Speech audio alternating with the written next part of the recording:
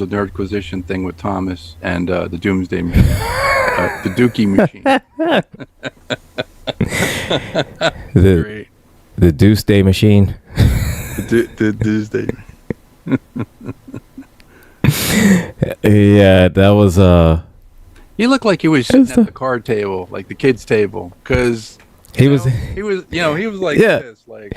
I mean, he was in his car. Dude, he was in his car, but he was just so kind of like, yeah, man.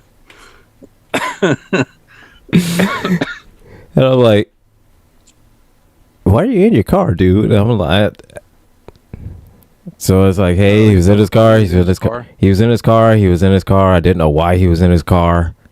You know, he was just in his car. So I don't know why. Maybe he was doing a TikTok. He usually does a lot of TikToks from his car. But then he can like yell and scream and curse and everything. And no, he usually does it from the car whenever he's out and about. Okay. But I thought he was at home, but yeah, I guess maybe he was out and about, but it just seems like if he was home, then because at the end of it, when he got off, he was like, because the way he said it, because he said, you know, he had to get out of here because he was in his car. But so I was thinking, he was like, he was at home, but I'm like, so why don't you just get on your PC then, or on your Mac or whatever? I don't know, but hey, I didn't question it. You know, whatever was going on at the time. I don't know if it was like the kids or grandkids or yeah, probably what was going on. Probably I don't know. You know, they're probably, you know, going around the house screaming, and you know, the only place he could, you know, get any privacy was in his car. Maybe, but yeah, I mean, you know, by the time he builds that shed, you know. By the time he builds a shed, it should be nice. I mean, as much time as he's put into, you know, getting it set up, getting it wired, and all that stuff. Did he actually buy it? Yeah, I think it's one of those like making payment plans on it. But I think he did, you know, buy it. Okay, yes. So yeah, it's a prefab, I guess. I suppose so. Or is it or is it one of like the resin ones with the panels you have to build yourself? No, it had to have been one like a prefab one, because when they said they delivered it, so I'm guessing that he must have got it from like a one of the storage shed places. So hey, worse, he's got it wired up and everything like that, and so it's coming. It's a he shed. Yeah, it's a he shed. You got a he shed. Basically, yeah. Except his grandkids call it the barn. So the barn. The barn. And let me sing in the barn. Yeah. Let me put this thing on Do Not Disturb, because I have a feeling that my phone is going to just keep going off throughout this whole show. Okay, and that will be on YouTube. We're live on YouTube. We're live on the radio station. We're live everywhere. So okay, and it is on again. Oh, yeah, and it's after virtually hit me. Got slapped me in the back of the head. So hey, we're starting out a little bit late, so it's like 6:01. Okay. So let me go ahead and introduce this show. I am the Angry IT Nerd. I am Gilbert. I'm your host, and with me, as always, the other host. His name is Techno George, aka George. We are the Helpdesk, and we're here to help you. George, how are you doing today, man? I'm doing wonderfully. How are you, sir? I would be pulling my hair out if I had hair. I pulled a lot of it out before, so I'm getting there. I'm getting there pretty soon. Like if I didn't shave my head bald, then I'd have patches of hair just gone. right? And why are you pulling your hair out? Oh, just between, just life in general, getting the GCPR app, the iOS app, in which trying to find a way to where I could actually like kind of set up a virtual, Mac OS, so that I can get Xcode, so that I could be able to actually make the app, compile it, run it, all that good jazz, and send it up to the App Store. It's been proven to be a little bit of a challenge.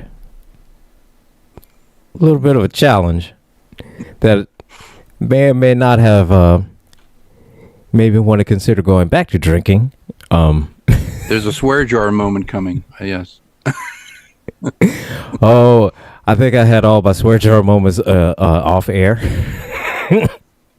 There's going to be maybe a couple of them that may slip through, depending.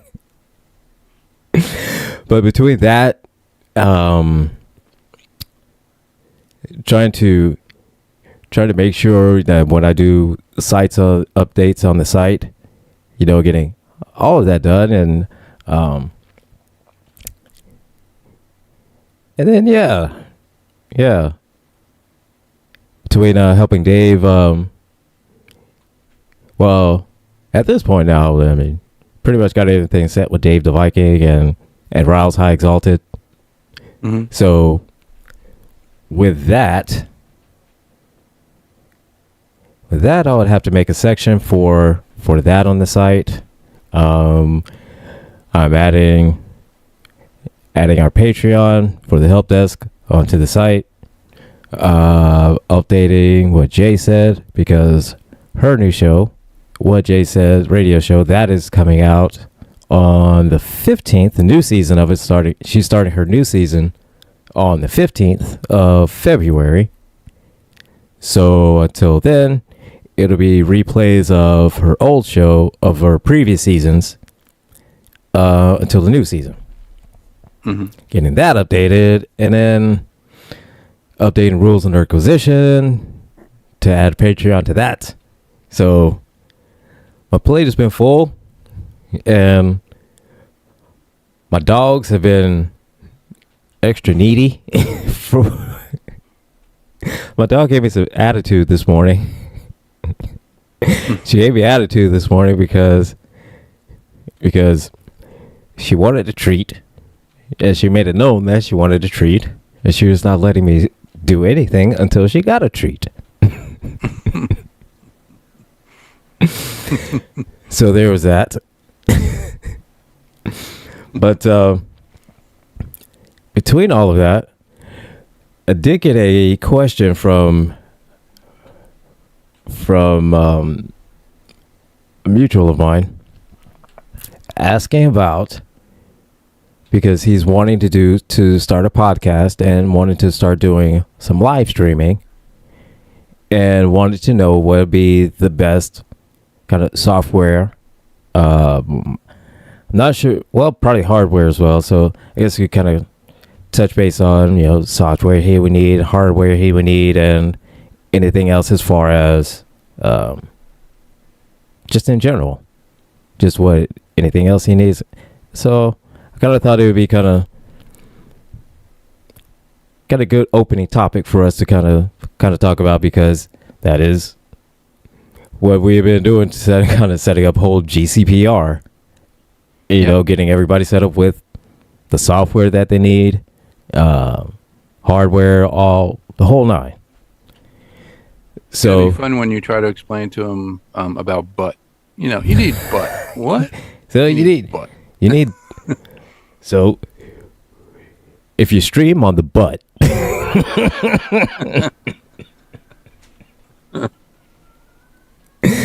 up cables to the butt. What? Okay. So you have to go through the butt. For anybody that's listed, so butt is the software that we use to connect to and go live on the radio. It stands for broadcasting using this tool. So there is that. And it's just called Butt for short, which if you're like us, you have the juvenile humor of a 12-year-old, but it's funny. It always will be funny. It always will remain funny.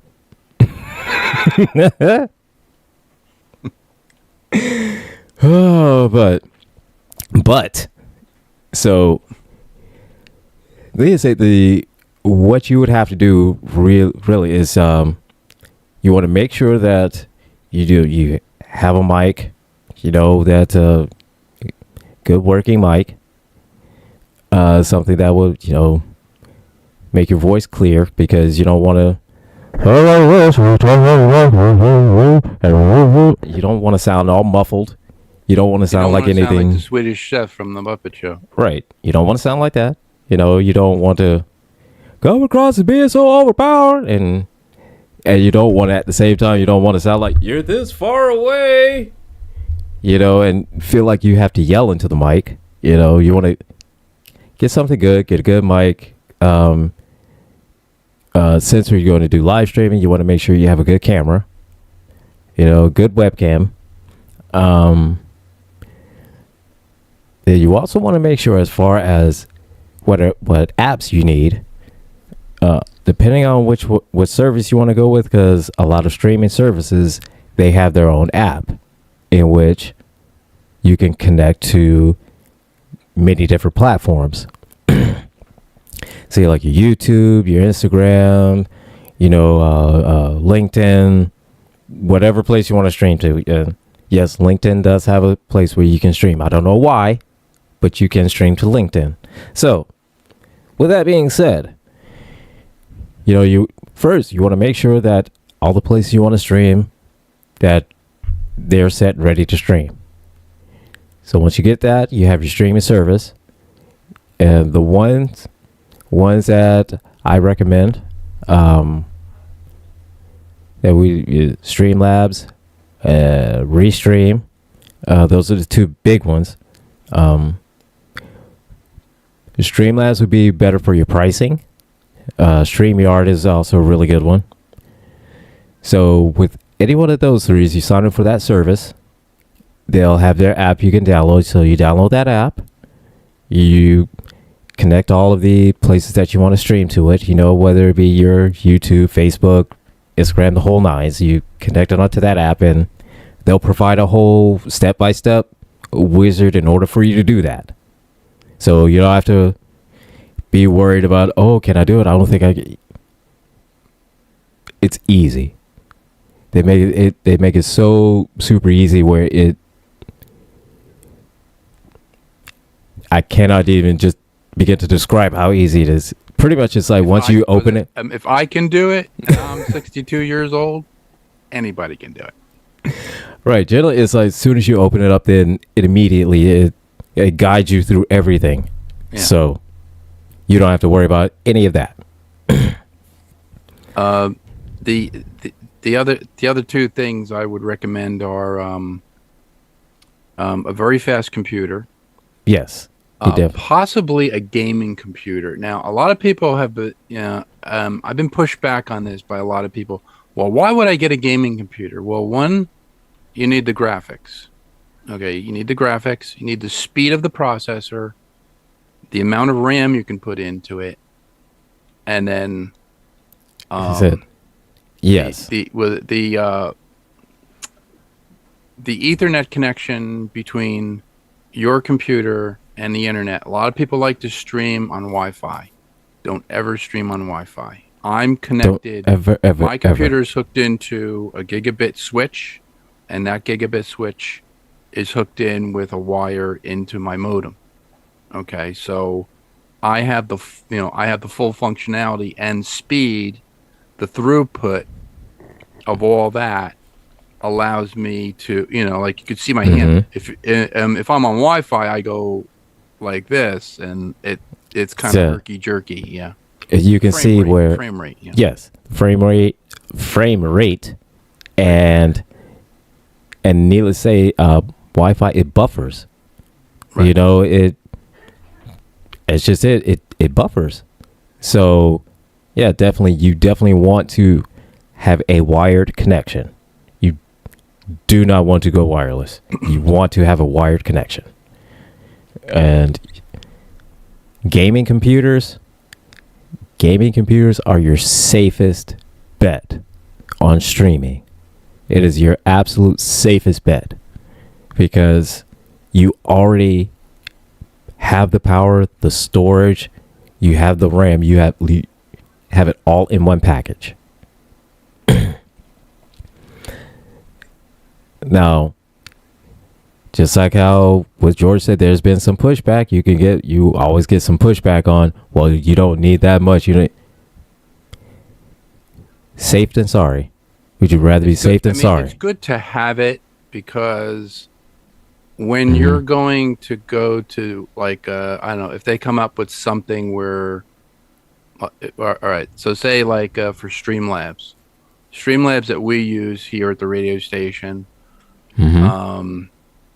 it's a cloud-based service. It allows you to stream to multiple platforms at the same time. It also allows for special photographic effects, you can put, put like the radio station site, put like the website on the bottom. You can put it on the screen. So you could put different things on the screen. That's in the Streamlab area. That's in the Talk Studio. Talk Studio, you can bring people into your stream if you want to. It's almost like Zoom. Yes. We can also do Zoom. You can link Zoom into Streamlabs. That's what we're doing now. We're doing a Zoom. So my screen looks like a regular Zoom session, because Gilbert is doing the Zoom. So, and it's and it's not just limited. Yeah, it's not just limited to just Zoom or anything. You can literally use any kind of app like that, whether it be Zoom or let's say I believe Slack does that, Microsoft Teams, but any kind of app or service like that that allows you to, if you're going to connect with people and have them into like a centralized meeting, you're not limited to just be only Zoom or only Teams or just anything like that. It integrates with every one of those apps. It integrates with literally every one of those same apps as well. So, yeah, I can't believe the price. The price is $19. It's $19 a month. For which one? For Streamlabs, for the Streamlabs. Oh yeah, Streamlabs. Yeah, yes. It's $19 a month. $19 a month, and I think we get 8. At a minimum 8 places that we could stream to. Right. Yeah. You get the 8 platforms you can stream to. Right. And so pretty much all of us here that have shows on GCPR will connect to the Streamlabs and it'll stream to those platforms. And then as far as our own other personal ones that we have, then we can also use the Streamlabs app and add our own personal ones into there and stream to those as well. You could also do Streamlab on your phone as well if you're, if you're out and about or on location or something like that, and you still want to stream, you can stream through your phone. So there's that as well. Yeah, you can do that if you're in a remote location. But would definitely recommend that you, at any chance that you could get a hardwired connection. That's the optimal what you want. So, and I do believe, and as far as like once you, if you're going to record it, let's say you're going to pre-record it and then distribute it like just in other different places like Spotify or upload it up to YouTube or anything like that. Now with YouTube, you can do live streams on YouTube. Matter of fact, we're doing a live on YouTube now. So there's that. And as far as if you're recording it as a podcast, you can upload it to the most popular one is, of course, Spotify. You can upload it to YouTube. I know Ben, host of Cold Dead Hands, he uploads it up to Podbean. And I know he's saying that Podbean, he gets real good traffic from that. And Apple Podcasts. Podbean, I found out, can integrate with iHeartRadio. So if you go to iHeartRadio, you can actually listen to podcasts there. And that's what I usually do sometimes. But Podbean or Apple Music can be hooked to iHeartRadio. If you have an Alexa, or you have like a Google, if you have like a Google device that you listen to or whatever, you can actually just say, if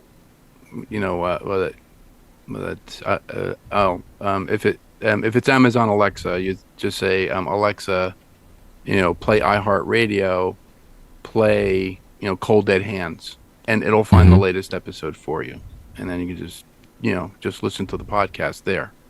So that's basically that's the thing. Like with Podbean, it's not like they have to go searching for it. They could just ask Alexa to do it. So yeah. So the convenience of technology. But yeah. I think that is. I think because I got so much stuff that goes on in my head all the time. I do believe that is the full essay answer to that question. As far as what you need, streaming it, and where to place it. So I guess at this point, all you just need to have, my friend, if you are watching this, all you would need to have, then now once you get all of that, is a name and a logo. So wherever you upload it to, you can have something, and people know it. There has been a question about, should I buy a soundboard, like sort of like the one because I know that Jeff uses, like when we first started his show, before we got on the GC, like before we formed GCPR, or for that other side of information, we bought a Behringer, I think it was the Xenex 320 USB soundboard. Now the soundboard allowed us to hook in an XLR microphone, which you get a better, I guess you get a better overall sound, from that, the XLR microphone. And it was an XLR connection into the board, and then the board hooks, directly into the computer through USB, and it integrates all the audio. The board is also powered as well, so any input that you're going to do, we originally set up the board for 4 microphones. So right. Okay. I was going to be traveling to his house. I was going to be doing the show with him at his house with a separate microphone and headphones. And then it just didn't turn out that way. He was there, I was here. We did it remotely, and we found out we could do it remotely. But the way the newer computers are now, I believe the Ryzen chip, Ryzen 9, which I believe is the fastest chip, it's 9300 or 9600. It's about 4.3 gigahertz in speed, which is it's almost overclocked to 5. It's almost like a 5 gigahertz, PC. It's a mini PC. Okay. And we figured that if we had a mini PC just for broadcasting, not for doing all the everyday things that we do on our computers, just for broadcasting, Right. that would be fine.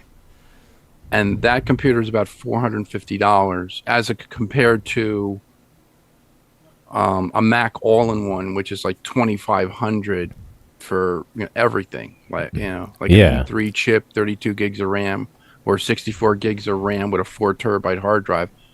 That's great if you have the money. We don't have that money. We don't even have $400 to get the $400. But But as far as option wise goes, in yeah, $450 is a lot better than yeah, it's a lot. Yeah, it's a lot better. And then we can basically buy the things that we really need, like microphones. We need to upkeep microphones. We have our headphones so that we can hear what we're saying. Right. Yeah. On the podcast, and how we can integrate all of the services that are online. We have Streamlabs, where we stream out to different platforms, as you said. We also have something called Voscast. The Voscast allows us to broadcast to an internet radio. Well, actually, we are an internet radio station, but we're able to take our voice and broadcast over the internet to everywhere, anywhere, I guess to anywhere anybody can listen. So if they're tuning into gcpr.live, okay, we could use Voscast for that as well. So that's where the butt software comes in, which is the funny 12-year-old childish thing that we all say, and like we snicker when we say it. Of course the butt is basically a translator. It translates our voice to the Voscast to send it out over the internet. And that's how you basically reach people. So that's so that requires a lot of computing power, and that's where your RAM comes in, your random access memory. A computer with anywhere, I mean, I would say you want to look at speed and you want to look at memory, not just random access memory. You want to look at memory for hard drive space as well. A lot of the newer computers have SSD drives, which are solid state. They're solid state disks. So instead of a spinning platter on a hard drive like you would usually have on a laptop, these smaller little mini desktops have SSDs. So your seek time for information is greatly reduced. So I know on the the server drives that we used to have in Intel, and the server drives now, usually like NAS drives, which are network access storage solution drives. Some are in the 10,000 RPM range, where the platter spins at 10,000 RPMs, and the seek time is greatly diminished. You can find information faster. The drive has a larger cache on board, which means that essentially it for anybody listening, it essentially allows the data stored on it to be accessed faster. Right. So within the cache, it holds in within the cache whatever data has been accessed within a certain time frame or a certain period, and then if it hasn't been accessed in X amount of time, or more data has been added onto it in X amount, then it automatically deletes it out. Right. So So that's what the cache is. So those types of drives are used for fault tolerancy, for NASs, for servers and stuff like that. The newer drives now are SSD. It's so the solid state disk has no moving parts, and your seek time goes from like say like from 10 milliseconds to 2.5 milliseconds, and it's like instantaneous, Yes. So And that's where like the Ryzen 9 processor comes into play. I believe it has 5 cores. Is it 5? 1, 2, 3. Some have 5 cores, some have 7 cores. I think the Ryzen 9 has 5 cores, which means that it has 5 million transistors in it doing all these computations. It's 5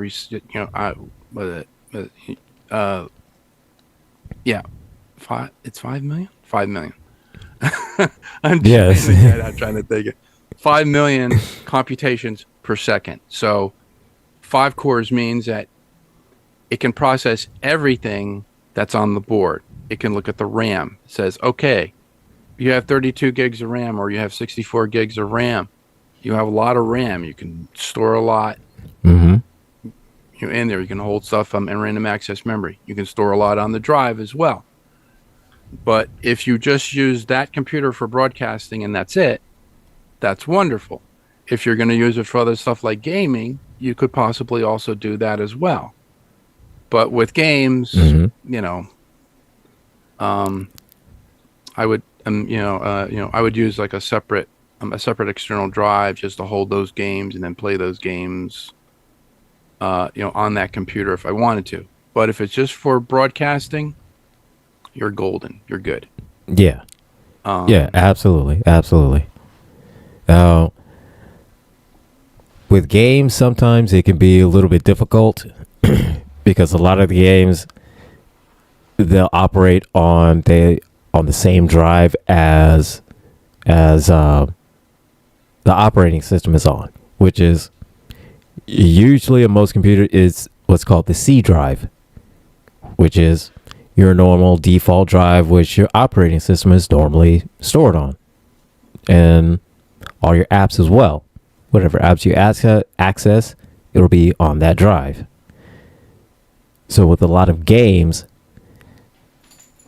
you can store them on external drives, and the bulk of what can be stored on an external drive, because as I have Steam, so George and I, we're connected onto Steam games. I have Steam loaded onto an external drive. Now, a lot of the games that I use and I play, because I play the Lego games, of course, everybody knows I play Skyrim and GTA, but I do enjoy other games as well. So all of those games, they all save on the C drive. So it kind of mixes in between my external drive and my default C drive. So a lot of times when you'll get a game that sometimes there'll be a lag on it, but that's simply because it's communicating between the two different drives. And especially because it's a lag for me, because what's stored on the external is is it a hybrid drive? I think it's a hybrid drive. And what actually is the game saves are on is on an SSD drive. So a lot of times when it comes to saving or loading, it gets to be a lag because the game saves are going like that, like just super fast, while the actual game itself is taking a sweet ass time. Yeah, I have that problem with my MSI because when I bought this, when I bought this computer, 2018 I bought it, but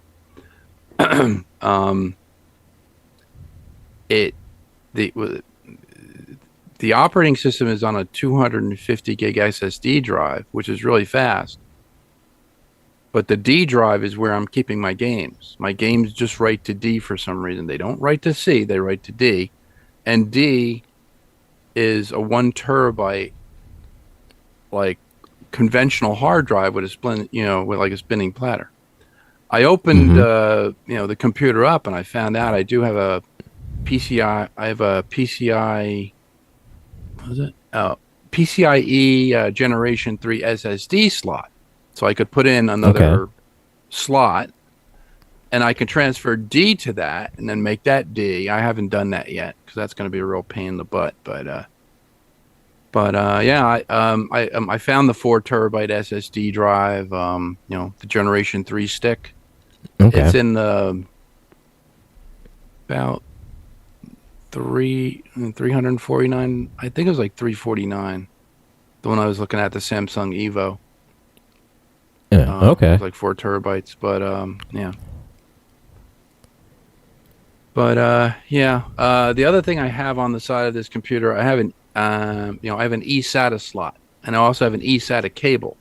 So I have an eSATA cable that can hook directly into the computer and put it onto a hard drive, and it becomes a fourth hard drive on the system, but it's external. So the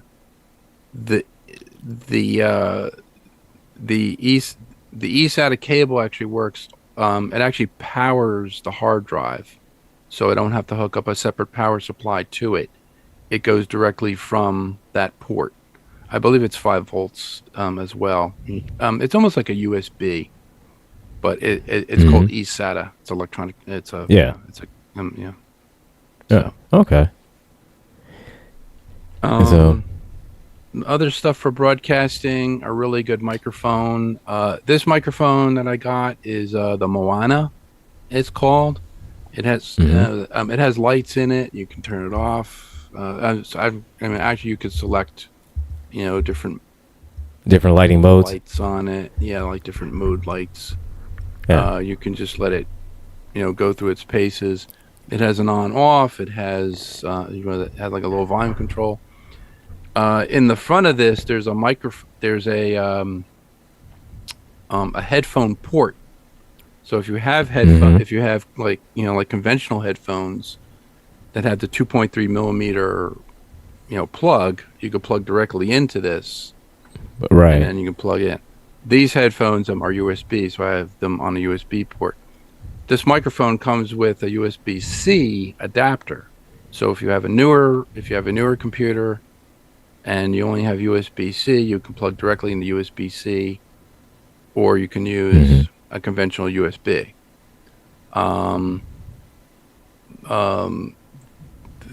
The Moana microphone, it's unidirectional, which means that I can talk this way and you'll hear it. This way you hear it, from anywhere you'll hear it. It's unidirectional.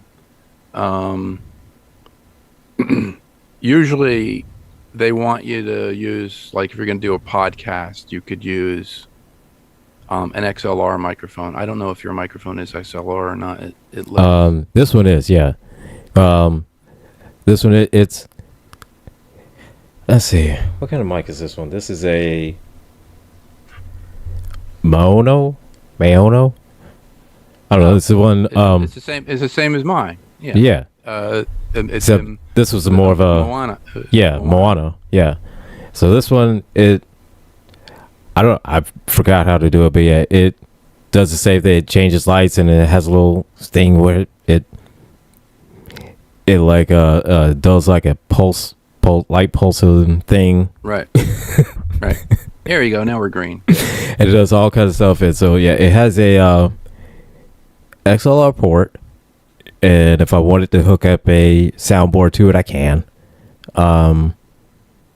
Has a USB port on it for it's a USB-C.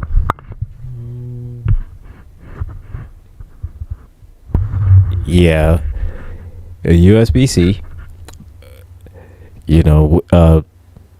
So you could either USB-C port, so hook up through USB, It has on here also a little thing to where you could plug in headphones if it's going through a soundboard and all the stuff like that. But trying to get it to work and work with the speakers on my computer, it was a pain in the ass.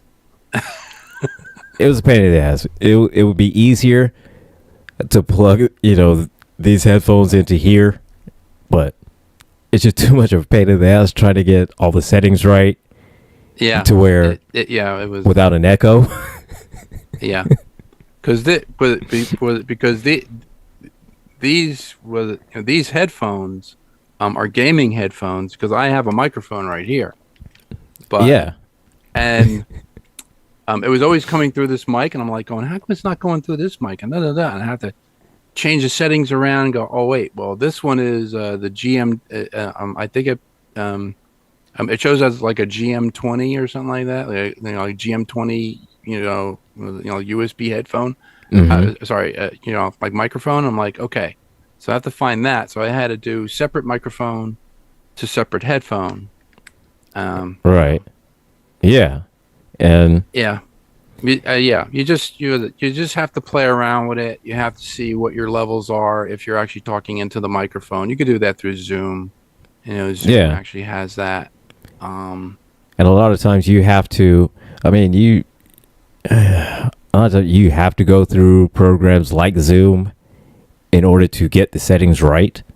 Right. Because you could open up your sound settings within Windows or sound settings within iOS or Apple or whatever, and you could set it up to where everything sounds great while it's localized on the computer. But you open up one app and all of a sudden you're getting echoes. Sometimes you're not even being heard at all.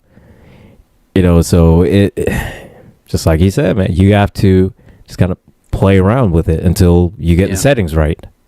Well, with the Zoom, what I found with guests and stuff like that, when they're on, when they first get onto Zoom, they're muted by default, Mm-hmm. and they're going,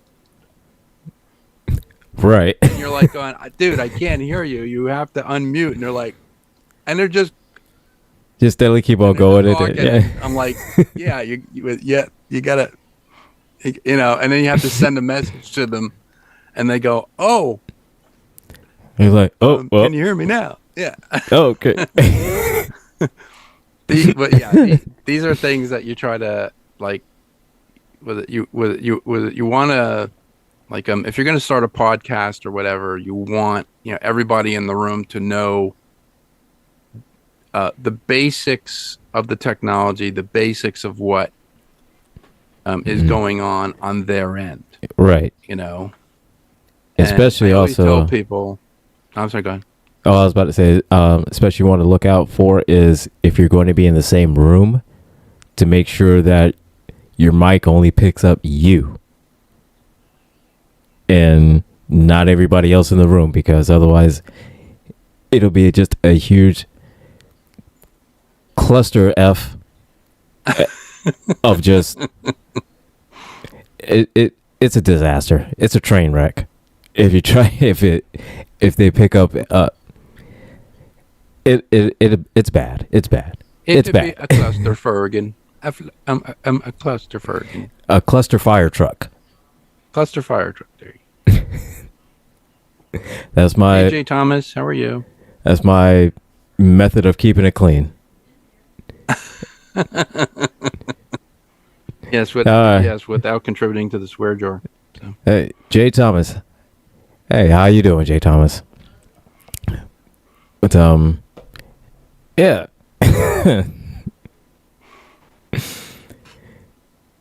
So I sent you a link to it. It's not Game Body. It's Gambody. It's a 3D printing site that sell the files for 3D printing. Oh, and they have okay. They have a Borg cube that you, I think, wanted to make. Let's see. BoardCube Because STL file. I know there's a couple of files that like you could use a Borg cube and a Borg sphere on. Oh, do the Borg sphere. That's right. Usually the ones that you pay for, those are the better quality. Which I kind of hate to say that because free ones are good too, and they're really great, good quality free models that you can download. But generally, what I've seen is like the paid ones are a lot more detailed, and yeah. So let's check this one out. Gam body.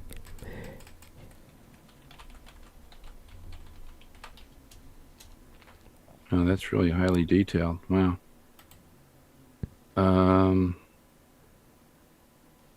They have the Sith Infiltrator 3D printer files for $30, but I'm looking for Borg sphere. Let's try that. Oh man. So this place has a little bit of everything. You've got Star Wars. Yeah, they got Star Trek. They got Mech Warrior. Yeah, Star Trek models, Mech Warrior models, even like your classic Knight Rider models. Oh, and a Tron Light Cycle model too. Yeah. Oh, got a Darth Vader model. Hey, this is definitely one I'm going to bookmark right now. And let's see, let us bookmark. I have not found the Borg sphere yet. Let's find out. We have. Oh wait, it says Borg sphere, but it's showing a Borg cube. Wait a minute. Borg cube model. So, yeah, this site is pretty cool. So, if anybody that is that does 3D printing and modeling and stuff like that, you would definitely check this site out. It is www.gambody.com. www.gambody.com. So, it's a great place to get some 3D printed files. Nice. USS Orville. That's pretty cool. That is a great find, man. It is. It's a great find. Yeah, I like the Darth Vader Star Destroyer, the Executor, because they're showing it. Well, actually, they have two types of files. Mm-hmm. One is for FDM printers, and then one is for resin printers. The FDM printer, it looks like the model's about 3 feet long. So, yeah, generally FDM printers are larger than resin printers because resin printers are just so expensive. Yeah. But what do we got? Oh, wait a minute. They have here the classic Batmobile. The 1966 Batmobile. They have the 1966 Batmobile. And out of the other ones that I've seen, because there's some free models to download of the same exact one, but this one is honestly this is the they have the Tumbler, the best one, the Batmobile from it's the best one, newest Batman, which I hate that one. They have the 66 Batmobile, and then they have the 1989 Batmobile. See, and they have the Tumbler as well. Yeah.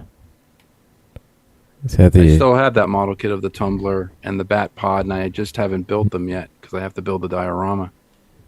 Trying to build that underground, the underground parking garage with the lights. Oh, cool. Cool. And I forgot which one, because they have different models of the Enterprise, and I forgot which one Gretchen said was her favorite. Um, Was it the Constitution 79A? refit is her favorite. Let's see, it's the Constitution refit. Was it no? Oh, and of course they don't have Constitution refit on here. No, it wouldn't be that easy. Just no, but said no because I was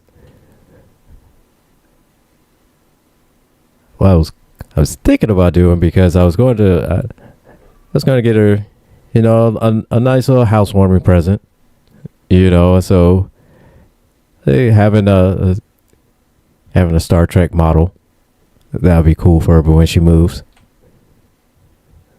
So get a little something for her house. Another good place to get models from is Cult TV. Is Cult TV Man. I don't know if you've ever seen his site.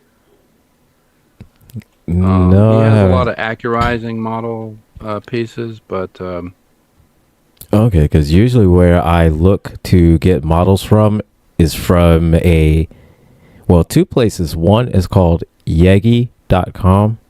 YEGGI.com, and the other one is Thingiverse. Oh yeah, Thingiverse. Thingiverse. I've got it from there. And I take that back. I lied to say there's two. There's actually a third one. It's called Cults 3D.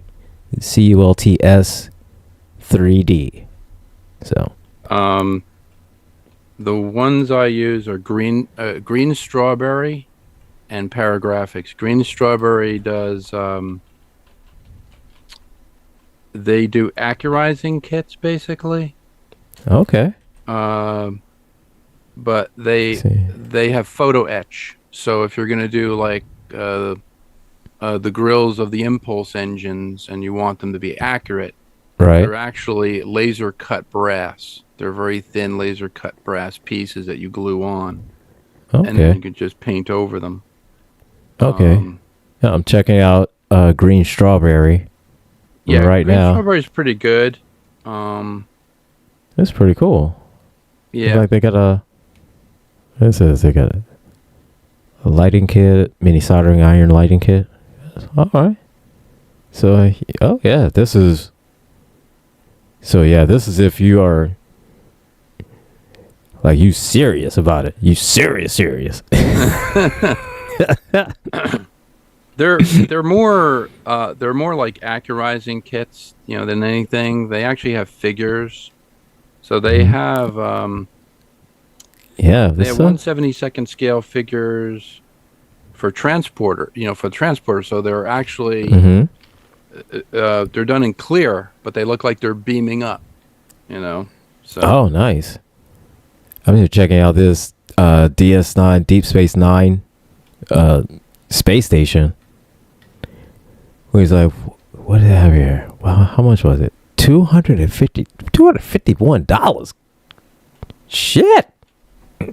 it's a big kit though. But it's bigger. It's bigger than the Ertl kit. It's a lot bigger than the Ertl kit. It must be. But looking at the pictures of it though, it looks worth it. And it looks like it is worth every penny. The other place I know of is Larson Designs. Larson Designs, I believe.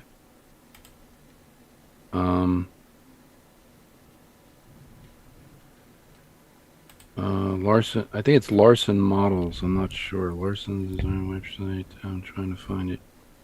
Larson.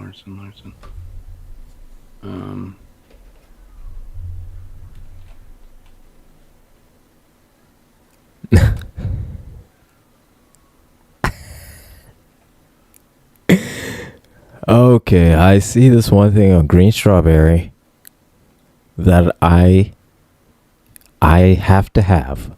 I need this. I need this almost as much as I need a Flipper Zero. What is it? This door hanger that says to avoid injury, as a warning working modeler. It has one one stick figure throwing a brick at another stick figure. I need that. I need that one. So if anybody that ever hears this and decides to wants to give me a nice little birthday present, because my birthday is gonna be coming up in about 3 months ish. Well, Oh wow. Well, my birthday is April 1st, so it's a few months away. So if somebody, a kind soul, wants to buy me this door hanger for my birthday where somebody's throwing a brick, I need that. I need it. Go to modelermagic.com. Oh, the Larson Design scaled model kits that they make. Modeler Magic. Modelermagic.com says here, and they have a lot of the Star Trek stuff here, like the original, the Star Trek refit, the 3 foot long Star Trek refit, and it is they have a holy moly resin copy of the K7 space station from Trouble with Tribbles. I guess. Wait, hold up. Is this? Wait. Hold. Whoa. Hey, wait. Hold up. What do you look at? Am I seeing this price right on the 3 foot long Enterprise refit model? And selling price $27,000. $27,500 U.S. shipping. Oh, it's already done for you. That's why. Yeah. And oh my God. Yeah. So 2,000 hours? Oh, I'm assuming that, I guess because it says it took 9 months to complete, approximately 2,000 hours, serious piece of work, and accordingly priced. Oh, okay. Okay, so if it takes that long to put it together, like from start to finish, from scratch, 9 months and over 2,000 hours, okay, yeah, I can see that. I don't like it. I don't have to like it, but I can understand it. I can see it. I don't like it, but I can see it. And I feel like I have every right to say I don't like it, and I don't have to like it. But I can like the model. I can appreciate the model. I just don't have to like the price of it. Let's go ahead and reset the show. So, it's the top of the hour. We're near the top of the hour. And I am the Angry IT Nerd. I am Gilbert. I am here with my co-host, the Techno George. And we're the Helpdesk. And we're here looking at Star Trek models that cost as much as a house. Or at least a mini house anyways. It's just fun to dream, Like the only one that could afford this is President Musk.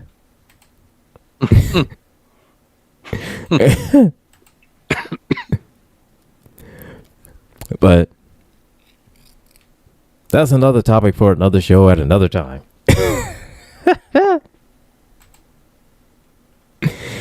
Here's they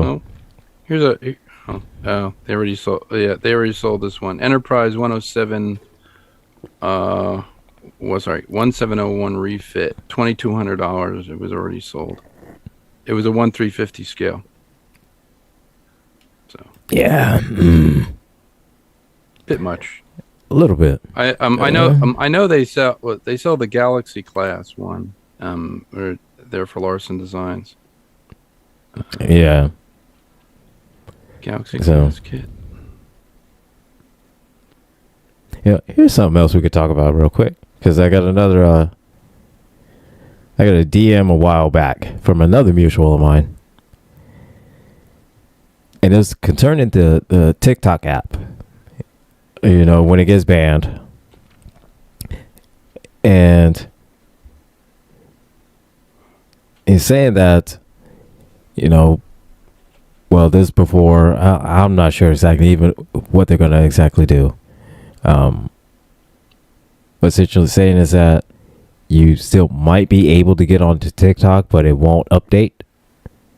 You know, so eventually it'll stop working at all because you can't update it. So, Mutual asked me, would it be possible to build some kind of hub that you would be able to get updates from different countries and be able to update the TikTok app like that? Oh, that's interesting. It's interesting, yeah. So you could still have the app in the U.S. and then still hook up to the say foreign to servers and still get TikTok from there. Yeah, be able to download the updates from, say, the Canada servers, or from Mexico, or from China. China. From China. China.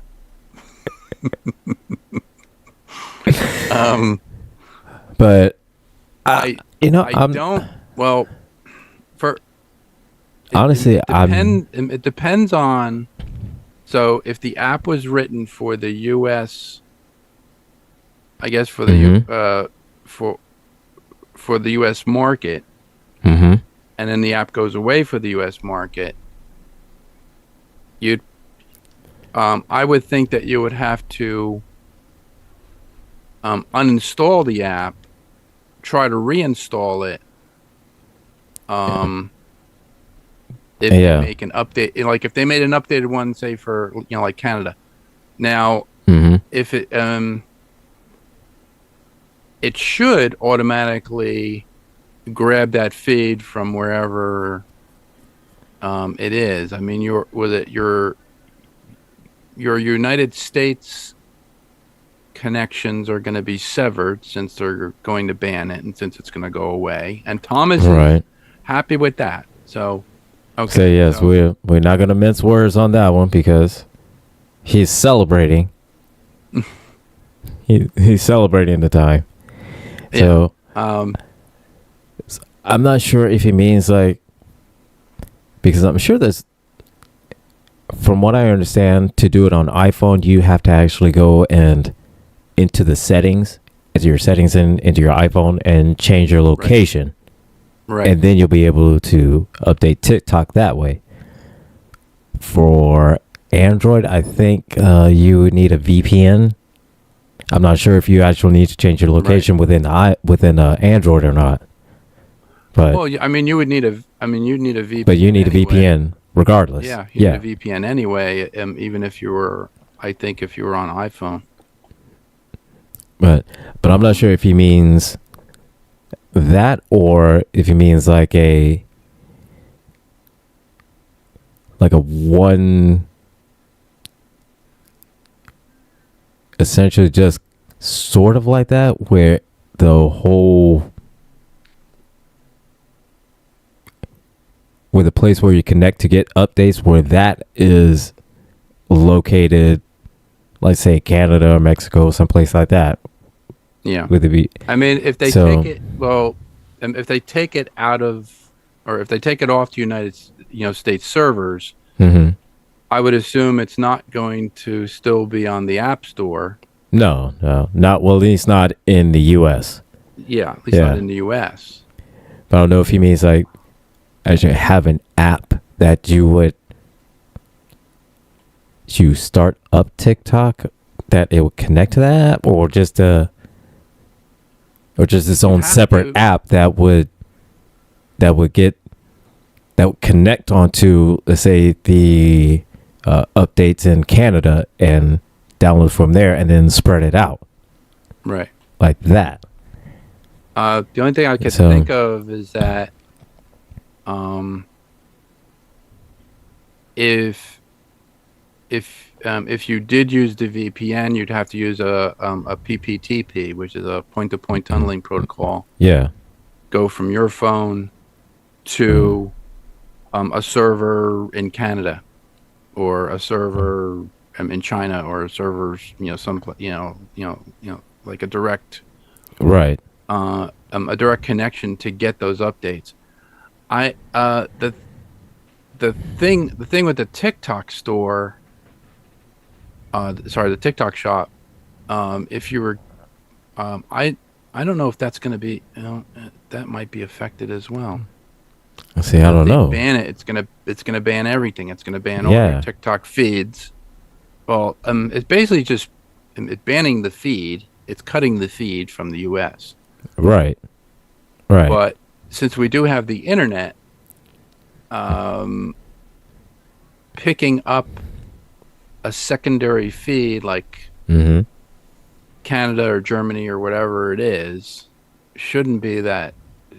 It shouldn't be too difficult. It should be something like where you'd have to play around with the settings Yeah. in your phone. Maybe, If you but had NordVPN and you were paying for that, NordVPN also has an app that you can put onto your phone and use NordVPN on your phone. So you'd have to pay for the NordVPN in order to get to those those sites, right. because they're not going to be available in the U.S. anymore. That's the only other thing I can think of doing. 'Cause I have a friend in England who watches Doctor Who. Uh, he he watches it at 2 o'clock in the afternoon his time. I watch it at 9 or 10, Eastern Standard Time on Disney Plus, my time. Right. But he said, "You're only getting BBC One." I was like, "Sorry, you're only getting BBC America." So BBC America now is tied into Disney Plus. So so we can get all Doctor Who Christmas specials. He's tied in with a VPN. Well, I mean, he was here in the U.S. When he was here in the U.S., he was using NordVPN, and he was able to get BBC America, which of course, of course, now. yeah, BBC One, BBC Two, and BBC Three. And I was like, so what does BBC? He goes, well, BBC Two gives you what everybody in England sees on, like on TV. I was like, oh, okay. I can get all those shows on BBC Two, go to BBC Three, and get all the sports shows that are being broadcast in England. But I could bring them over here.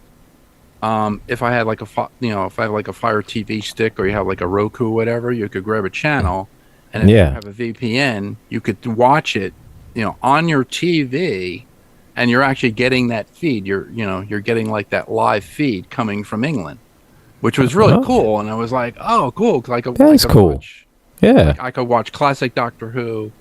I could watch the new Doctor Who's. So when they're getting it there in England, because they pay a TV tax for TV. We don't pay a TV tax here. They actually have to pay like a TV tax every year.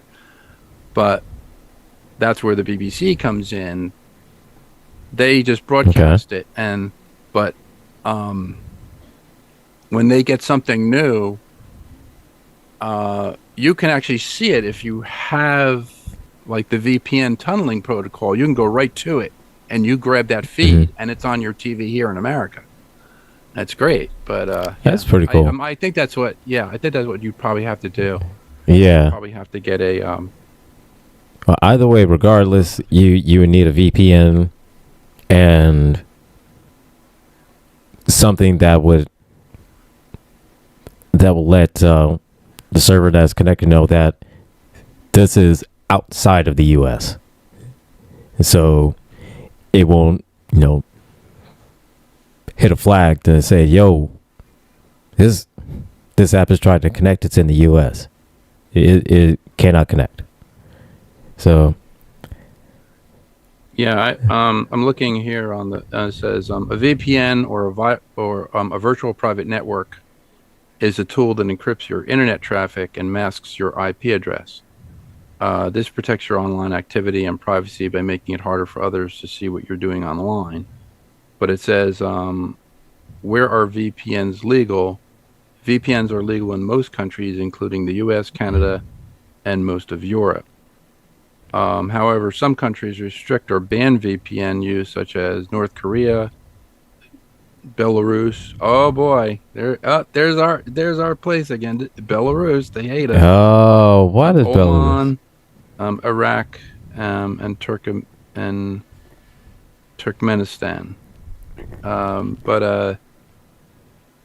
Yeah, so they're actually legal. It says allows you to work remotely, blocks ads and trackers, protects all your devices at once, prevents unauthorized people from eavesdropping on your traffic, and protects your identity, location, and browsing activity. But NordVPN. That's where it comes in. So and it has something called Tunnel Bear. Tunnel Bear is the point-to-point tunnel, the point-to-point tunneling protocol. So it would allow you to get to, like BBC One, BBC Two, BBC Three, and watch everything that they get, And I'm sure that TikTok is in there somewhere. Oh, probably more than likely. But then there has been some talk. I don't know how accurate it is, but I've heard a few TikTokers talking about it earlier today that I'm not sure if it was somebody in Congress or just a bunch of people randomly trying to appeal to the Supreme Court or something like that to extend the ban for like 200 and some odd days. So I don't know how that's all going to work out or anything like that. But I will say this: I know one person that's going to be disappointed if that ban extends out for like another 200 some odd days. Thomas is going to be pissed. Oh,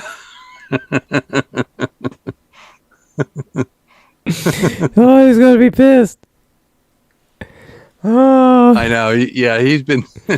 He's been making those TikToks and just going. I can't wait till it dies. It's going to die in 3 days. It's going to die in 4 days. It's going to die in 2 days. It's going to die in 24 hours. I'm like, yeah, I don't think so. Oh, it's going to be funny. It'll be bad. It'll be bad because the whole time on Sound of Coffee, he's always been saying, TikTok, you got 19 days. TikTok, you got 10 days. TikTok, you got 5 days. And it'll be funny that if on the 19th it was announced that, the ban has been extended to 200 some odd days because, this group has lobbied to Supreme Court and Supreme Court decided, the ban should be, extend the ban up to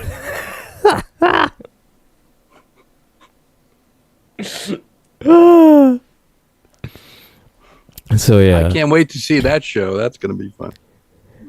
That one it's going to be something. Coffee and a Valium. There you go. It's going to be something.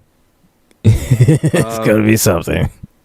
So there is a TikTok VPN, Express VPN. It says the best VPN for TikTok. Connect to a secure server location where TikTok is not blocked. So, for anybody listening, if you still want to be able to get on your TikTok, then ExpressVPN is the best one to use. Well, it's a one to use. I don't know if it's the best, but it's called TickVPN. Of course it is. Oh, is the best free all right, so there's best free VPN. to protect your privacy and security, just open the Tick VPN app, select the location, and flip the switch. Once you're connected, Tick VPN will work quietly in the background to keep your data secure. So that would be how you unblock it. So, of course, then Tick VPN. That's how they're going to get around it, I guess. So, that's one. Yeah, because I mean, if you established a TikTok shop, mm-hmm. you know, and you're making money from that, and that's your only. That's your main or your only source of income. Yeah, you know. Then if they ban that's going to be just like devastating to to most people. So. Oh, they banned it. You pretty much just like America fired you from your job. Yeah. Right. And there's literally nothing you can do about it except try to get a VPN and go around it so you can make money. But can't get my sushi anymore from the TikTok shop. Oh God. I cannot understand that. I remember that. I was like, who the hell? Who said, one, who in the hell would sell it? And two, who in the hell would buy it? Like I could understand if like a chain restaurant and they were selling like vouchers or they were selling, like gift cards or something like that. I get it. I get that. Yeah, where you can go pick it up that day. Yeah. Not not get it from the TikTok shop. I mean, they could get it from anywhere. But like from Moe's gas station or something like that. Get exactly gas station sushi. Like, so yeah, you don't want that. You don't want that sushi. Oh, but and again, I get it. If it was like, hey, we have this amazing deal in the TikTok shop for you for a gift card for dinner for two at your favorite blah blah blah restaurant here. You have a, but to sell actually direct seafood, no, to sell an actual seafood boil on the TikTok shop, seriously? All I know is this: whoever's buying that is a braver. Swole meat sushi. I don't know. But whoever buys that, you're a braver soul than me. I'm not gonna lie. Something like that, I'm a baby back bitch when it comes to that. No, you are a braver soul than me. You would eat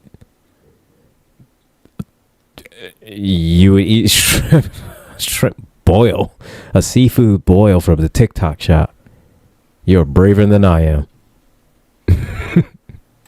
I was gonna send Gretchen a pizza on the Villain's View the other night. I was like going, I don't have enough money. Just didn't have enough money. I had the DoorDash. It was funny because the DoorDash thing, when you first sign up to it, they give you like a free. I guess they give you free delivery to wherever you want. And so you sign up, and I was like, oh, good, they're gonna give me free delivery. But the pizza was like, I think the pizza was like $20, and I was like, I don't have the $20. Like, if I had the $20, I would have just said, hey, what do you want in your pizza? Because she wanted like a pizza supreme. Where I don't know, you guys were talking about something, and she's like, made mention about pizza. Yeah, I get mention about pizza. Oh, it might have been. Was it? It might have been talking about when you're talking about Ninja Turtles or something like that. Oh, okay. I don't know, but yeah. So just wanted a pizza. So hey, that's all right, I guess. Yeah, it's amazing that you can get stuff. The things you can get off the internet, like it can just Yeah. You know, order a pizza Just and it'll come to your house. It's like, right. And you don't have to like pick up a phone. You don't have to yeah, pick up a phone. You just like click, click, click, done. yeah. All right, moving on.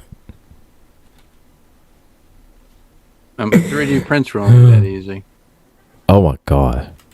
If Yeah. 3D prints were that easy, it'd be one of those where if it was that easy, everyone would do it. I swear, the only problem I've ever had, I had with my FDM printer, because other than layer lines, which I hate layer lines, was leveling the bed.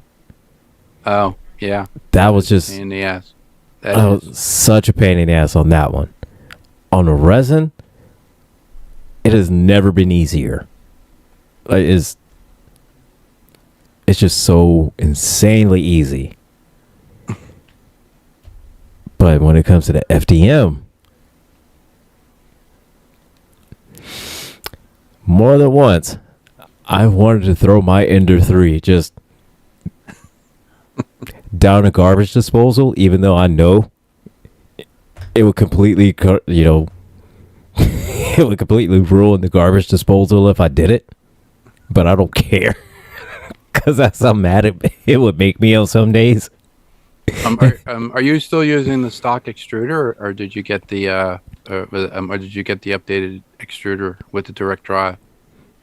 I have a direct drive extruder, but I'm not sure what happened with it, but it kind of half works. It's like on some prints it would work absolutely flawless, but on the other ones it would just leave a whole stringy mess. Like, Yeah, it really depends on, and I've noticed this with some of the upgrades for the FDM printers, the different size nozzles that you use. So if you use a different, like there are different size nozzles for different types of media. So you could, I think you use a larger one for not ABS. Yeah, I think it's ABS. Use a larger one with ABS. I forget what it was. I want to say yes, but I think because the default one, that the best one that it recommend is a 0.04 millimeter the size nozzle. But I want to say that for ABS, you can use a 0.04, but I think the best one for ABS is 0.02. Okay. Because I want to say it's a little bit smaller, because when I tried using a 0.04 on the one ABS reel that I had, 0.04, it came out really like thin and stringy. So I didn't have a 0.02 to try it out, and by the time I did get a 0.02, I was just through with it. I was through with the ABS reel, because it's so picky in order to make a good print with it. Work with the ABS, PLA. I guess PLA is better. Oh, absolutely, yeah. Absolutely, yeah. PLA it's much better, just in general. For me, the best one. This, what's that stuff I found? Where is it? I found it today, and then I lost it again. It's liquid, not liquid latex. It's a liquid. It's actually for 3D prints. It's not the XTC 3D from Smooth On, which is very expensive. It is. Where did I find it? I think it was in LinkedIn.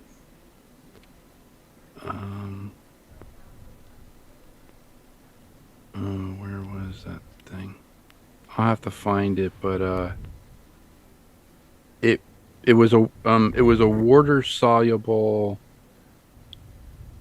um I guess paint or something like that you could put onto 3D prints to get rid of the layer lines. Because they did a helmet, they did they did like a Mandalorian helmet. So they printed out the helmet. Mm-hmm. It had layer lines in it, and they filled it in, but it was water soluble. I was like, I want this stuff. I have to find it, and I lost it again. I'm gonna have to find it, but oh, what the hell is that thing called? I usually follow Fawn Davis. I don't know if you know who Fawn Davis is. He worked on many of the movies in the 80s. He did a lot of model work and stuff like that. But Okay, all right.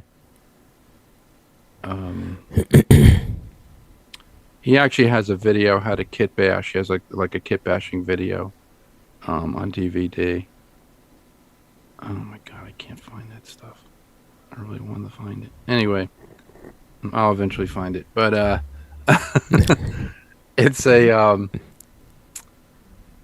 it's like a black liquid. It's a latex. Okay. So it's latex based, but it's like a filler liquid for 3D prints. You just brush it on. You let it set up. You just sand it off. It's very, very easy to sand off, and it fills in all those layer lines. And then you could just prime it. Yeah. Yeah, because that was my biggest thing. I always hated was layer lines. Yeah. And to me, that is that's the one thing to me that it just seems like just if you're going to try to sell your 3D prints, I feel like I should not have to see layer lines. Right. That's me. And if I'm going to buy something, I mean, I'm not going to buy it where it has layer lines all through it. Because, I mean, I just go to a retail store, just get the same thing, and it doesn't have the layer lines. Yeah. I think we talked about this on Model Citizen. Yeah. Because, the layer lines are like if it's just for you, then that's fine. Print, but it's not a finished print. Yeah. You want it to look like it's finished. Right. Exactly. Yeah. So, and that's just always been my gripe is people selling, but it has layer lines all through it, or it's stringy, or just it just makes the whole community look bad. It does. There's no other way around it. It just does. But yeah, it's but still, I mean, if you could do it, if you could get those layer lines filled, because as I said, FDM printers are larger sized because the parts and the reels and the plastic and everything, it's cheaper. It's a lot cheaper, so they can make it bigger. Yeah. And it would make it'd make your life easier if you're selling them to get whatever you can to get rid of the layer lines. Right. So any kind of filler, like the XTC resin that it sort of like melts the lines together. But if you could find something like a wood filler or something like that to fill it in and do that, yeah. Well, the first thing they used to use was acetone, and I tried acetone, on it, and I was like, if you had a very thin section that was 3D printed, it would just melt because it was actually melting the product into the layer lines. And I was like, okay. So I have a skull, and it's like, well, you had to dilute the acetone. They never told you that you had to dilute the acetone. If you used acetone, based on thing, Right. it would just like droop. It looked like a giant candle that you just lit this candle skull. Oh, and man. all this wax come right down, and then it would harden, and then you'd be like, "What the hell did I just do to my previous?" you know. So you'd have to dilute it with, with something, and I was like, okay. And then Smooth On came out with the XTC 3D, which I've used on some stuff. Very difficult to sand it off. Very, very difficult. Yeah. The thing I've found that's easier, 3M makes a spot filler. It's a red glaze spot filler, for if you're doing, like car bodies and stuff. Right. That's the best stuff to use. You take that, you could screed it over with like a piece of plastic, into the thing.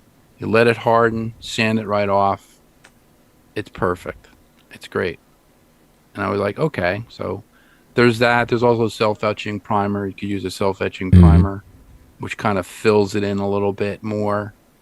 So if you use if you did like 20 coats, right, you could get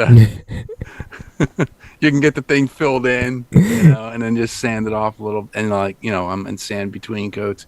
It's like doing a body, it's right, like doing like a car body when you're trying to fill that in. Yeah. So as a matter of fact, I tried Bondo one time, and yeah, it's like Bondo. Yeah. That's the stuff. And which it was. I think if I wasn't so like impatient with Bondo, then it would have worked out a lot better. But I was just like, oh, it's not working. It's not working. I wanted to toss that. I wanted to toss that little small can of Bondo that I got, but because I wasn't gonna get like the big can of Bondo, but I was gonna get I got the small one because if it worked, then great, I get the big one. If it didn't work, then I wouldn't feel so bad about getting the big one and not be able to use it because I wasted my money on getting this and I can't use it. Yeah, the Bondo I've been using for like seam gapping, like if you're gonna if you're putting two pieces of plastic together, or like very large pieces of plastic, especially on studio scale models, and you have a seam gap where it doesn't quite fit right. Kind of like the X-Wing. We had a 1/350 scale X-Wing. When you're putting it together, you're like, well, wait a minute, this doesn't fit together right because, like the resin, kind of shrunk or it warped or whatever. Yeah. And like going, okay, Bondo's good for that. You could, put the things on the side. You put it together, it seam gaps, and then like you wait till it hardens, you sand it, and that's it. That's fine. To fill in stuff, you want to use the glazing putty. The glazing putty, it's red. All right, it's a red glazing putty. It already has Bondo in it, so it's Bondo and hardener already in the tube. You open up the tube, you take a little dab, you put it onto, like a piece of plastic, and you screed it over, the 3D print, and then you just let it harden, sand it right off, and you're fine. The spot glazing putty is and stuff. But there's two types. One you have to mix with hardener, and one actually has the hardener in it. You want to get the one with the hardener in it. That's the thing I found. So, red glazing putty. I see. So, I'm still trying to find it. I mean, all this, all these things and all these methods that we all have in order to make your models and your prints all look nice, all look beautiful, all look professional, all look like you got them straight from the store. Look like you paid thousands of dollars for it. But nope. You rather settle for the layer lines and the stringing and all the other BS. Because it's just too much. I can't do it. Because it's too much of a pain in the ass. No way I can do it. I can't do it. I can't do it. There's a 3D print out there I have to build for my friend Mike Stein. It's the compression phaser rifle, from Voyager. Okay. It's a big, long compression phaser rifle with the fork, the fork-shaped piece in the front. Yeah, That's the gun he loves. And he's like going, when are you going to make that for me, George? And I was like, I don't know. I'd have to find, all the parts to it and all this other stuff. And, I'd have to build it from scratch. And he goes, why can't you just 3D print it? I was like, well, if you buy the 3D printer for me, I'll 3D print it for you. But it's gonna, it's gonna have to be in sections. Thingiverse has a, because that thing is it's 47. It's 40. Yeah, it's 47 inches long. It's almost 4 feet long. Yeah, that's a big gun. Yeah, it's got this. It's got the screen on it. It's got the flashlight on it. It's got all the stuff on it. I'm like, yeah, you're gonna have to print that in parts. Yeah, they're printing parts, and then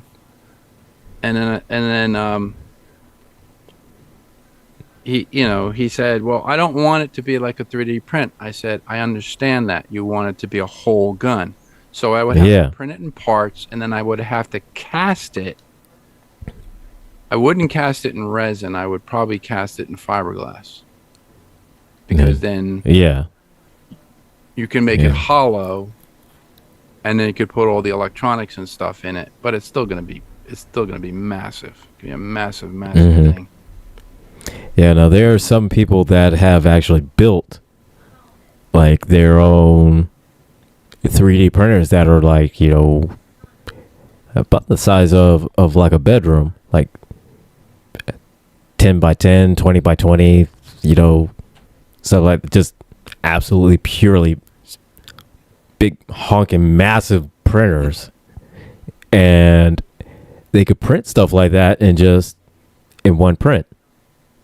Yeah, the Elegoo makes one. Elegoo Mars makes that huge one, that real big one. You can print. You can print whole helmets with that thing. And I was like, wow, that's pretty cool, but that's a lot of filament. Yeah. The printer itself is like, what, like $5,000? Let's find out.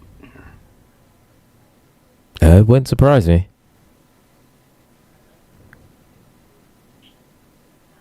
It would not surprise me, because I did some research on the type of printers, like 3D printers that are used in like dentist offices. Mm-hmm. And on average, the one that I saw, they were around like $10,000. And those are like the big, gigantic ones that take up almost a corner of a room. But these like just absolutely massive. It's like a piece of furniture. Yeah, absolutely. Yeah, that's exactly what it was. It's about the size of a piece of furniture. Yeah. Oh, here it is. The Elegoo Orange Storm Giga. That's it. How much is this? Not too bad. $2,500. Oh, that's not too bad. It's got a build capacity of what? That's the build capacity.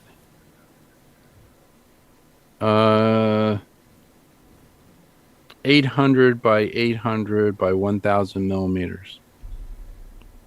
Okay. So 800. 800 millimeters is.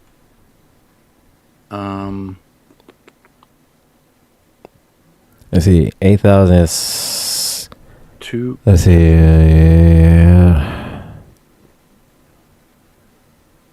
For about.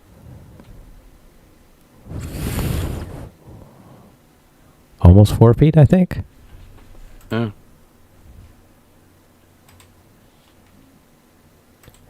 Let me double check that to make sure.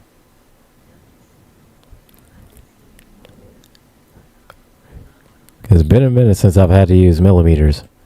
Because see, my resin ones, I rarely have to go by millimeters. It's all by percentages.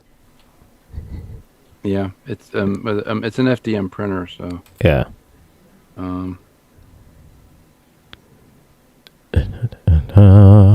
Where's that?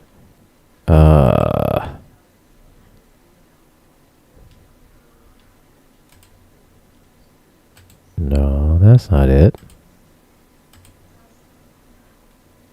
Cubic centimeters. 800 millimeters is 31.4 inches. That's 34. So one.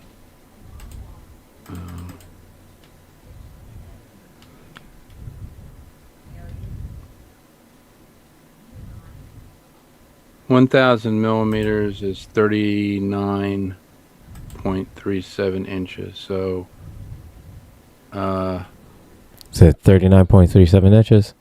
Yeah. So it's like 40. Yeah, say about 4. Well, not 40 inches, but 39 inches. So it's So So it's 39 by 31 inches. okay. Not, So it's a little more than it's more than 4 feet. So that's good. That thing's like $2,500. Yeah, that's not too bad. Because resin. One for you, one for me. You know, we'll make a. My resin printer, the big one I have, it's 1,000. It's about 1,000. It was about 1,000 when I got it. Mm-hmm. And the volume size on that is. I want to make sure I get it right. Because volume on it is pretty massive. It's an Anycubic Photon M3 Max. Oh my god.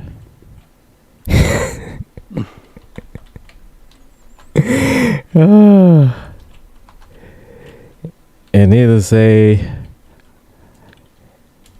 it has been a learning curve with that particular model. It's been quite the learning curve. I feel now that I've become a master of resin printers because of this one. Oh, where's it at again? Come on. There we go. Its build volume is 11.8 inches by 11.7 inches by 6.5 inches. So the height of it is 11 inches, so it's almost 12 feet tall high, almost 12 feet tall wide, and a little bit 6.5 inches about deep. Nice. So they say a lot of helmets I can print full size to make them wearable.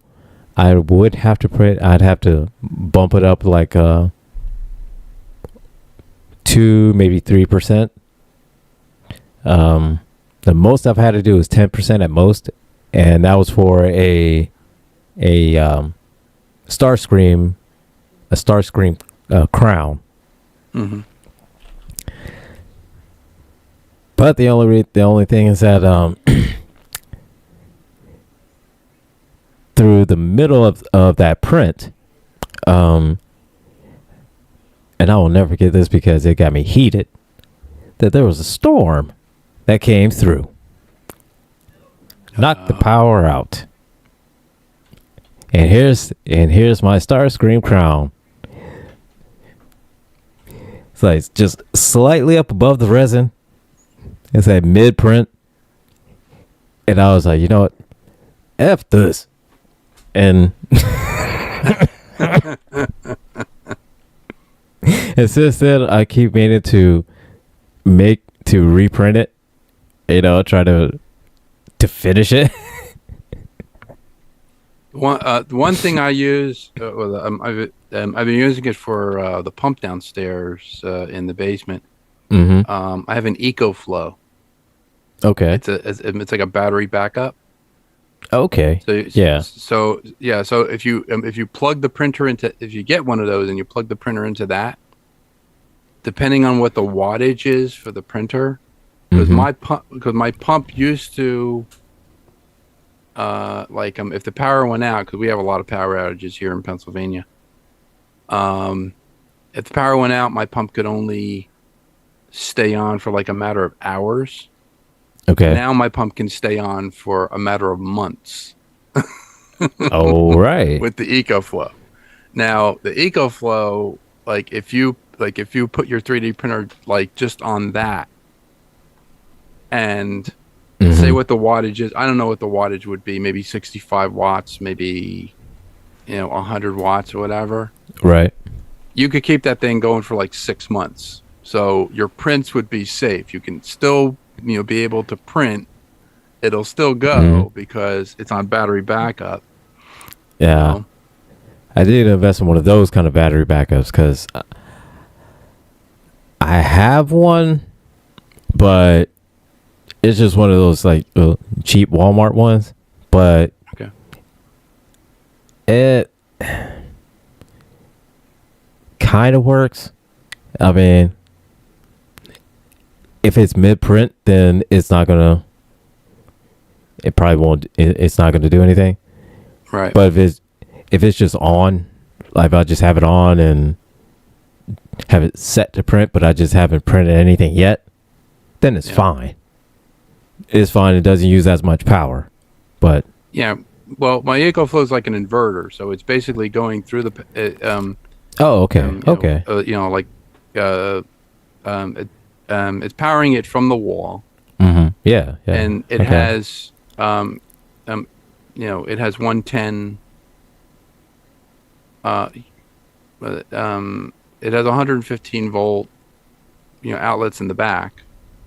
It has 4 of them. It could do like a refrigerator for 2 hours or whatever, but refrigerator is 1,000 watts. It'll probably do it for like 4 hours, maybe, for like a whole refrigerator and freezer. Okay. But if it's something, if it's something lower in wattage, it'll keep it on. It'll keep it running for almost ever. A 3D printer is probably about power supply should be what, 150 watts maybe? I believe so. Or is it 65?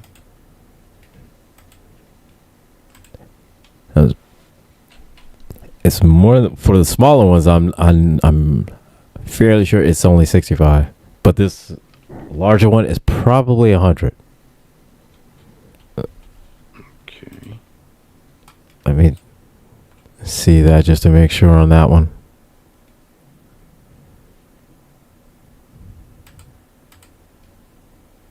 And it does not say whether or not if it's what wattage it has. And now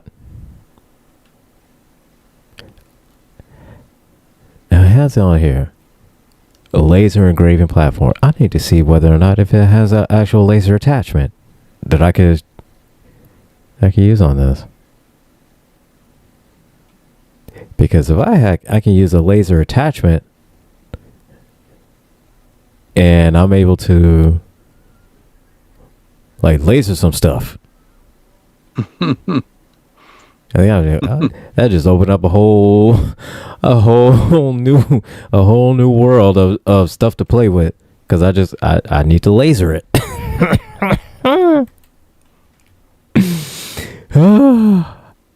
Gonna have to laser it all, man.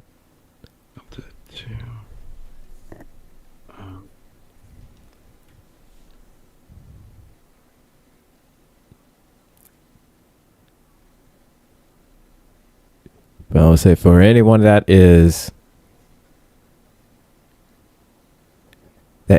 maybe that has been looking at that particular model of a printer, the Anycubic Photon M3 Max, just know one thing. It does come with an auto resin filler. It's a pain in the ass. I'm gonna let you know that right now. The auto filler is a pain in the ass to work with. It's convenient when it works, but it's a pain in the ass when it stops. I've gone through 2. I'm not going through a 3rd. Screw that. It's easier for me just to fill it on my own.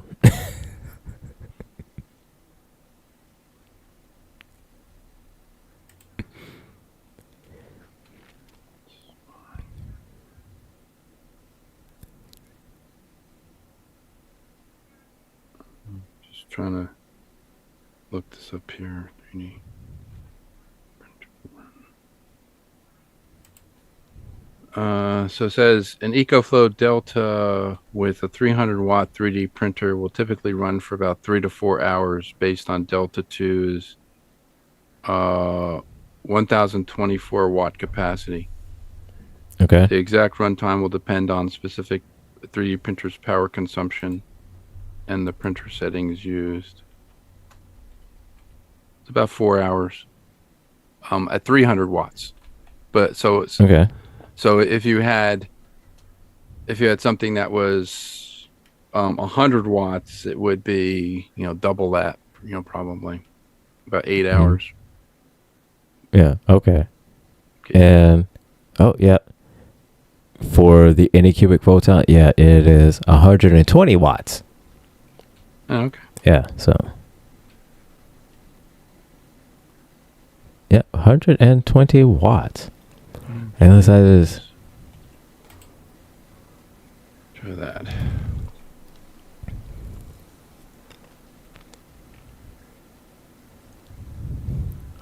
It says can run for several hours on a full charge depending on specific print job. Yeah, that's the Delta. Well, that's the Delta. We have the Delta 2. The thing I like about the Delta 2 is it has solar inputs, and we actually bought solar panels with it, so we could put solar panels outside on the deck. Oh, nice! Right to the thing, and just keep it going. Because we've gone to my mother-in-law's, and we went to our mother-in-law's once, and it was like rain. It was like raining, like real hard rain coming down. We lost power. And we came home to the basement was flooded. Oh man! And it just built up, and it didn't. And then the other pump we had on battery backup just couldn't take the full brunt, of the water coming in. So. Oh man! So yeah. That's how I lost the 4 foot in diameter Invaders UFO. It was on the. Oh man! It was standing up on the floor, the thing, and it was made out of foam, and it soaked up all that water like a sponge. And I came home, and it was on the floor like this big sopping wet mess. I was like, okay, well that ain't gonna work. So it's a lot calmer reaction than I would have. John McCallum. He still goes. Oh. He still just goes. Every time I go, he goes. Just don't say anything, please. Don't say anything about it. I said, no, just stop right there. Said this one time. Stop right there. If it's the story I think you're about to tell, stop right there. Oh, I think we are coming close to the end of the show, and so yes, we are. So we've got coming up next. We have got TKE tonight with Jeff Kennedy, and you're pulling double duty on that one, man. I'm not going to be on. Oh, you're not going to be on? I'm to the chat, but so You'll Yeah, be, I can be there in spirit. Let's just say so, I can't be there so you'll be there. on camera. You'll be there lurking with the rest of the weirdos. I'll be lurking in the chat. Yeah. So we got TK with Jeff Kennedy coming up, and after that we have got Hurricane Girls with Sheila Chappelle and her crew, and then after that we have got Conversations with T Nathan. So stick around. You're gonna learn something. You're gonna laugh. You're gonna cry. You're gonna pee yourself. You're gonna have fun. You're gonna have fun. You're gonna have fun. This show is brought to you in part by cns-computers.com. I'm so bad about doing the sponsors at the beginning of the show. I really need to get on doing that better. So it's brought to you in part by cns-computers.com. So you got problems, you got a virus, you got malware, you got all kinds of just stuff popping up. You went to the wrong site, didn't you? I know you did. George knows you did. We all know you did. We don't judge. We listen. We don't judge. You could take it down to them. They'll get you all fixed up, ready, cleaned up, and everything like that. They'll get you squared away. They don't judge either. They don't judge. You just need to stop going to those sites. But take it down there. Just say hi. They like that too. Tell them George sent you. You might get a discount. You might not. Who knows? You try it anyways. Servicing the Pennsylvania, East Stroudsburg area. So, and on that note, I'm going to say to everyone, good night, good luck, and I'll see you next week. George. Good luck and God bless.